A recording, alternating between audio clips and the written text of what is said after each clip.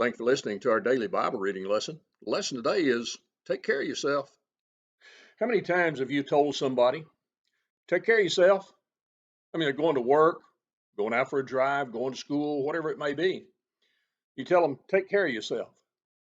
But all the time, you expect them also to be a good Christian, to live that life of service that Jesus set forth as an example for us, to be that one who shows love that demonstrates that we are his disciples, John 13 and verse 35.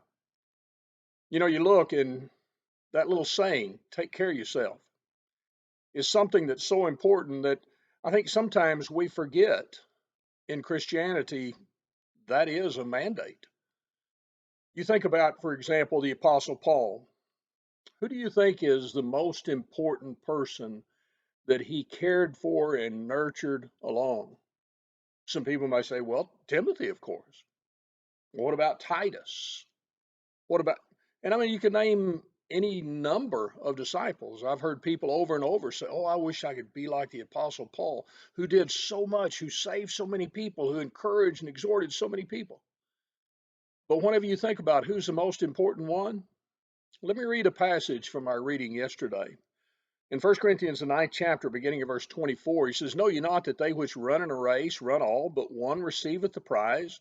So run that ye may obtain. Every man that striveth for the mastery is temperate in all things. Now they that do it obtain a corruptible crown, but we an incorruptible. I therefore run, not as uncertainly, so fight I, not as one who beateth the air, but I keep under my body, and bring it into subjection, lest by any means, when I have preached to others, I myself should be a castaway. You look at that, whenever I have preached to others. I mean, Paul was the apostle to the Gentiles. Paul was the one who said, you know, as much as in me is, I'm ready to preach the gospel. I mean, he was the epitome of doing good to others. But in this passage, we find the most important one. He says that he did this and he kept under his body, brought it into subjection, lest by any means when I preach to others, I myself should be a castaway. You see, if I don't care for myself, what good am I going to do others? Instead of being an example like the Apostle Paul, 1 Corinthians 11:1, be followers of me as I am also of Christ. Do you think that was an easy thing for him to do? No. He had to keep after his own body.